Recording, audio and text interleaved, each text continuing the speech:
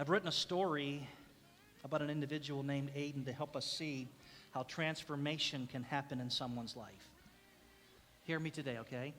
First, this story is fictional, but it's drawn from the actual experiences of many people that I have personally known over the course of 31 years, and I have blended their journeys. Am I clear here? This is real life situations from dozens and dozens of people that has been blended into Aydan's story. Aydan was the youngest in his family with two sisters that were 2 and 3 years older than him. Aydan's mom was a hairstylist. His dad worked in a service department at the local car dealership. Aydan and his sisters were always involved in athletics, so weeknights and weekends often consisted of navigating multiple schedules in order to get everyone to their sports practices or games on time. Right, Jason and Jennifer, you know all about that? Yes. Okay, don't blame anybody. You had all those kids. It's the story's going to get longer if I do this every few minutes, right? All grandparents, some aunts and uncles, cousins, all lived within like neighboring communities of Aydan while he was growing up. Holiday gatherings, backyard barbecues, family vacations were often big events. By most standards, Aydan's family would be considered a normal family. His childhood years were good, but they were godless. So religion, faith, God, Jesus, and church simply weren't a part of any discussions. Not because anyone looked down on it, but as far back as any of them could remember, just it wasn't important. God also wasn't important to anyone within their circle of friends, their neighbors, coworkers, classmates, teachers, coaches, or anyone that they knew. Unfortunately, it also couldn't have been important to the people in town who did go to church because neither Aydan nor anyone in their family had ever been invited to go to church or have someone share their faith with them. They would periodically attend a funeral service at churches in town, but if heaven is real, it appeared that everyone just got to go there, so why waste time on religious stuff when you could be doing things you enjoyed instead? After Aydan graduated from high school, he moved a few hours away to attend State University. Immediately, he began making some really unwise decisions, partying, sleeping around, missing classes, you know, normal college stuff. Alcohol was a normal part of Aydan's upbringing. His parents would have a small drink most nights, and whenever family or friends came to visit, alcohol was served. This is what they did. Sorry, I looked up. So those holiday gatherings, backyard barbecues, and family vacations with uncles, aunts, cousins always consisted of a lot of alcohol. There wasn't any alcohol abuse in his family. Never did any fights break out or anything get broken because somebody was in a drunken stupor. Therefore, Aydan was very comfortable around the party scene, drinking and having fun. Unfortunately, a little too comfortable. He partied and drank quite a bit during his 4 years at university, but that was considered normal and just a phase of life. So following his graduation from university, a family friend helped him to land a really good job near his hometown. A couple of months later, while picking up some things at Walmart, Aydan runs into his old high school girlfriend named Sadie, who, like him, was still single. They made plans to meet up for dinner later that week. That dinner led to dating, and dating to marriage. Yes, I wrote this. That's awesome. I'm sorry. Fast forward 3 years. This is why I'm supposed to read. Yep. Aydan and Sadie have a beautiful home, a 1-year-old son, and Sadie is pregnant with their second child, another boy. Aydan has done very well at his job and was recently promoted and next in line for an upper-level management position. Aydan didn't drink like he did while attending university, but like his parents, he would have a little drink most evenings to unwind and relax.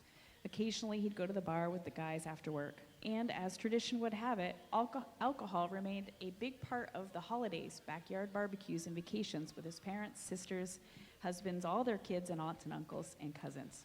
Now let's fast forward 3 years, because this is a short story, right? Aydan has been given several promotions at his new job. And after the retirement of someone upper-level management, he's given the job that he hoped for.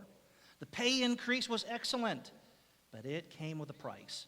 The levels of stress that Aydan was experiencing were far beyond what he ever expected.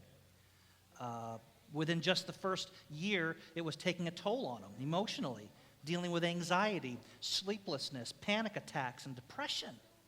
All of which didn't help the fact that he and Sadie's marriage had been struggling over the last year and a half. He feels like he's coming apart at the seams. Now drinking is not just for fun, but there's some medicating of his problems going on. Now remember, Aydan was desensitized to the harms of alcohol most of his life. He didn't see the warning signs, but now was a textbook alcoholic. Alcoholism is changing his ideas, his attitudes, and his actions and behavior. His newly developed poor behavior and the inability to be clear-minded on his job is catching up with him. So the solution is simply more alcohol. After one particularly brutal day at work, Aydan meets up with a couple of coworkers after work. He'd already been drinking a little throughout the day, and unfortunately, because he had become very good at hiding his intoxication, nobody questioned him driving home. Unfortunately, his ability to hide it became his worst nightmare. Hours later, Aydan woke up. He was lying in a hospital bed with a cast on his left arm, a neck brace around his neck, and he's sore literally from head to toe. It takes him a moment to figure out that he's in a hospital room. Just then, Sadie enters his room and slowly makes her way over to his bedside. She takes him by the hand, and tears are flowing down her cheeks, dripping on the bed next to him. Trying to speak through sobbing and deep groans of emotional despair, Sadie's finally able to say, "Aydan, there was an accident. You hit someone head on. She was pregnant. Neither of them survived. And you could serve up to 6 to 10 years in jail for DUI manslaughter." A couple of weeks later, Aydan is now finding himself at a court hearing.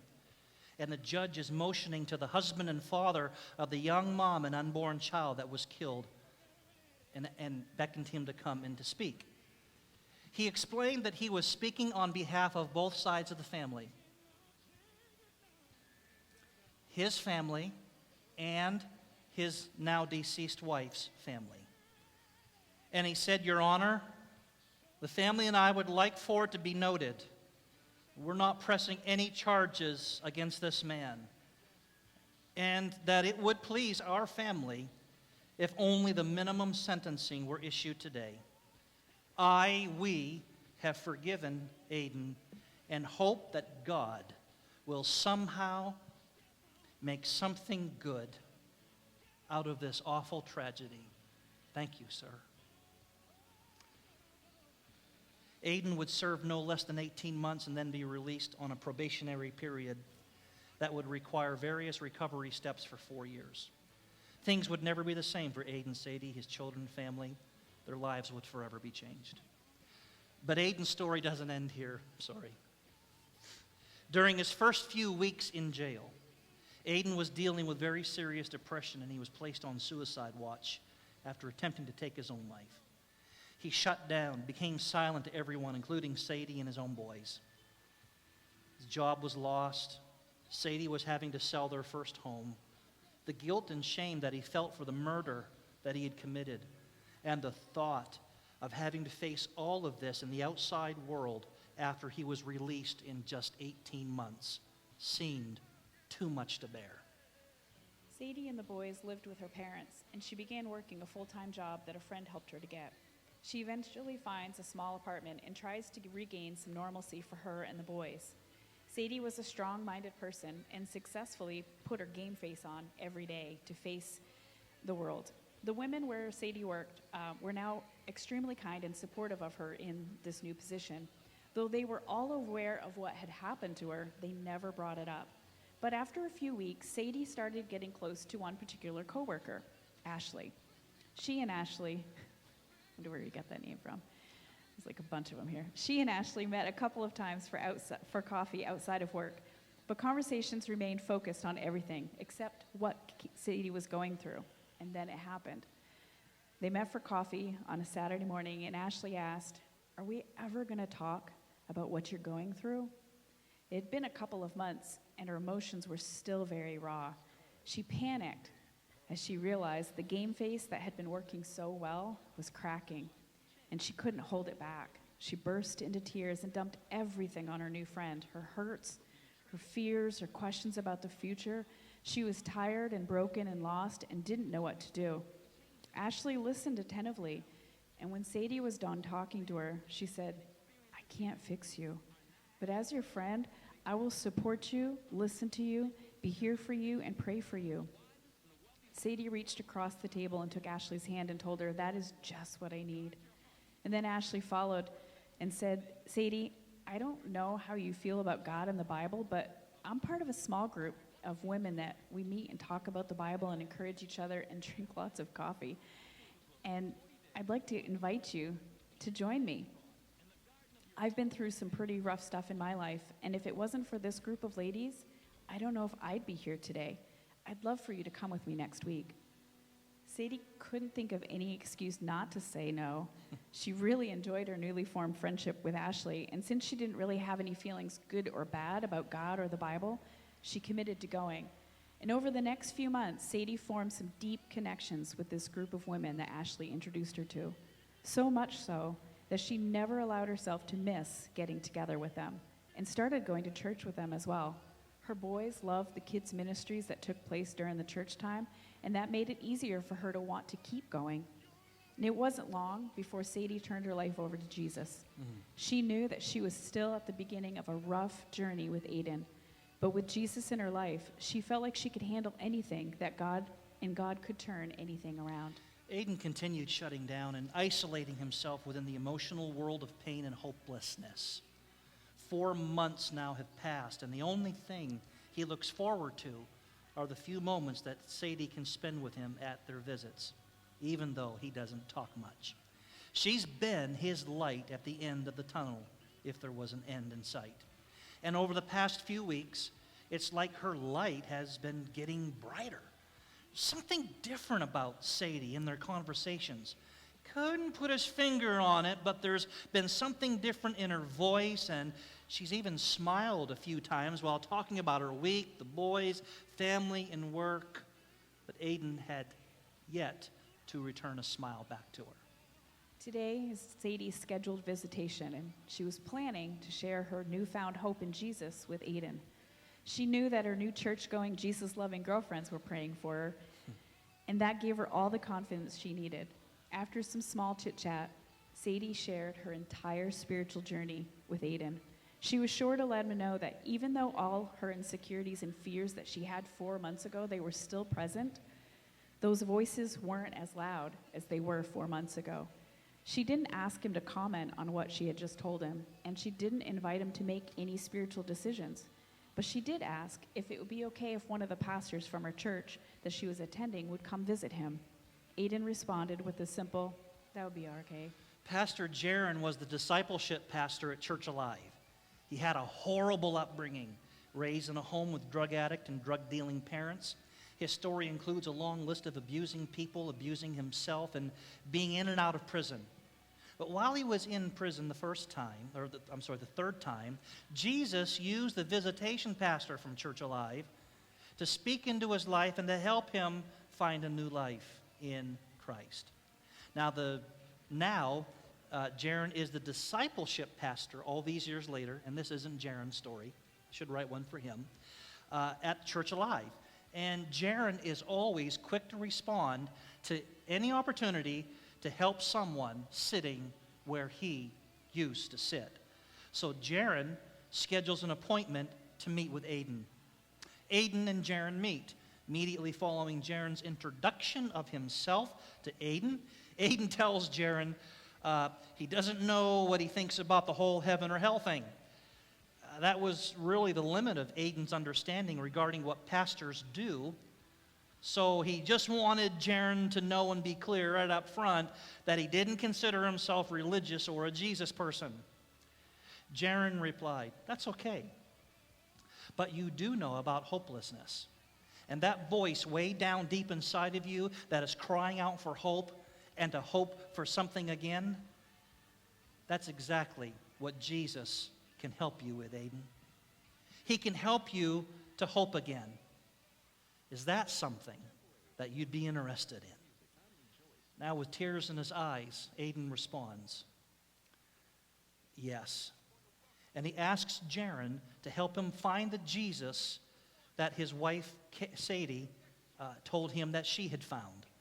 Darin smiles and he responds, well, I will, but Jesus isn't the one who's lost. Aydan, you are. And today, Jesus has found you, and he's going to save you. Over the next 14 months, Aydan and Darin develop a friendship, regular visits, studying the Bible together, praying together transforms Aydan's life.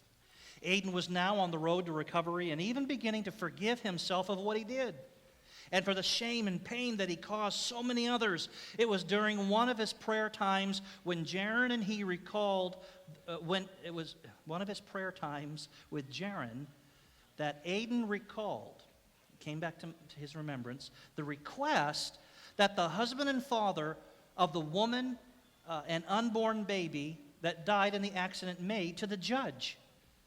He could hear his words, Your Honor, we have forgiven Aydan and hope that God will somehow make something good out of this tragedy.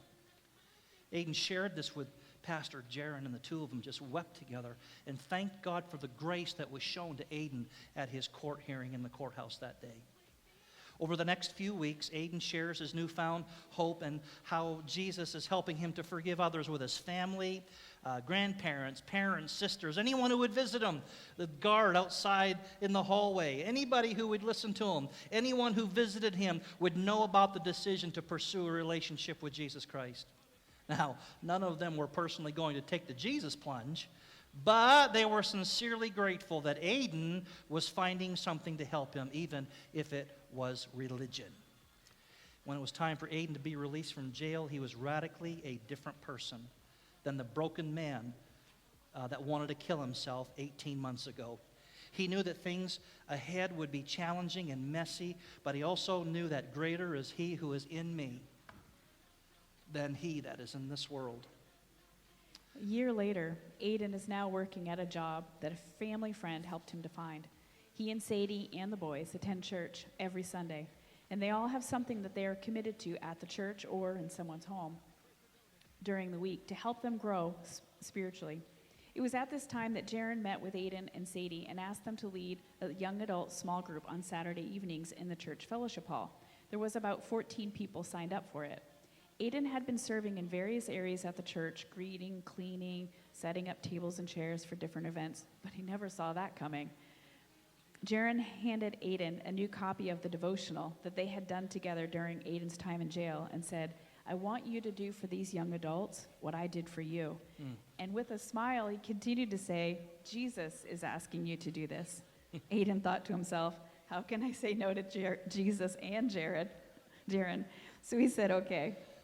For the next year, Aydan and Sadie maintained their personal commitments to spiritual growth, their groups, and also led the Saturday evening small group, which now, a year later, wasn't a small group, but actually had grown to 125 people.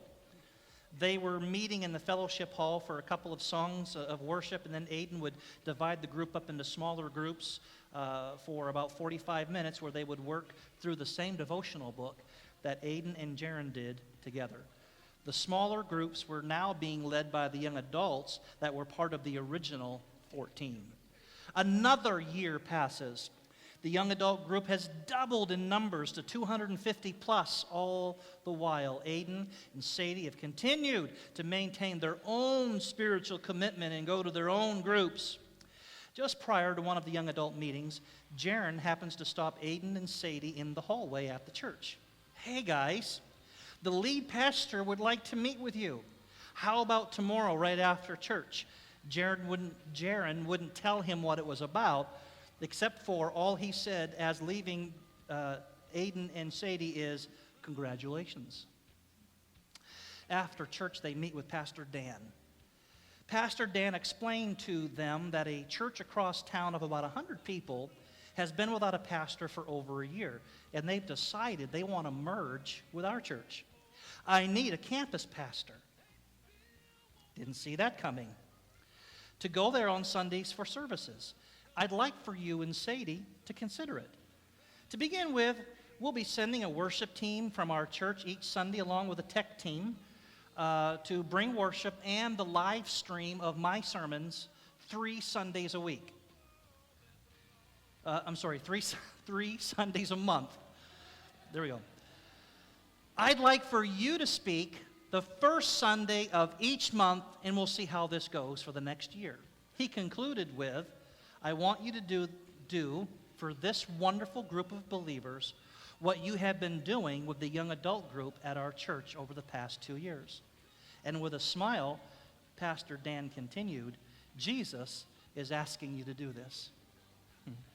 Aydan thought, how could I say no to Jesus and Pastor Dan? 8 weeks later, on a Sunday morning, Aydan and Sadie walked through the doors of the church where they would be introduced as the new campus pastors. Over 700 people had showed up. Within the crowd that morning were several of the young adults from Aydan and Sadie's young adult groups, Sadie's first church friend, Ashley, and all the women from her small group and their families, Darin, Aydan's parents, sisters, their husbands, the kids, the aunts, the uncles, and cousins, nearly 3 rows of just family. After the worship, Darin got up to make some announcements and to introduce Aydan and Sadie. For that Sunday morning, Aydan planned to share his testimony and to conclude with one verse of Scripture, Matthew 6:14. For if you forgive people when they sin against you, your heavenly Father will also forgive you. When he finished, he asked, if there's anyone here today who would like to experience the forgiveness of God and the life transformation that only Jesus can do, would you simply stand from where you're seated, and I'd like to have a special prayer with you. Nearly 150 people stood to their feet, including in that group was every family member of Aydan and Sadie's that had come just to support him. Can we give the Lord some praise right there? If you're following, you're in it, you got it. About 20 minutes later after the service, and most everyone had left, Aydan and Sadie headed towards the front lobby to leave the church. As they entered the lobby, there was a small group of about a dozen people or so standing in the corner of the lobby, waving for them to come and join them. It was very apparent that everyone in that group had been crying, or was crying, but they were doing it with smiles. The small group began to unhuddle as they got closer and closer to the group. Within just a few steps of the group, Aydan and Sadie recognized someone in the group that they had not seen for several years. It was the husband and father of the woman and unborn child that Aydan had struck and killed. Neither Aydan nor Sadie could say a word. It seemed like several minutes passed by before anybody spoke. Finally, my name is Jackson. I can tell by your faces that you know who I am. Let me introduce you to some special people this morning. This is my wife of 2 years, Lizzie, her mom and her dad. And this is our 1-year-old daughter. Behind Lizzie's parents are my mom and dad, my brother and his wife with their 3 children. And behind them is my first wife's mom and dad, her sister, and her husband, and their 2 children. Aydan, we asked God to make something good out of that awful tragedy 4.5 years ago. And today, we wanted to have the opportunity to say hello and welcome to our new pastor and to welcome you and your family to our church. The end.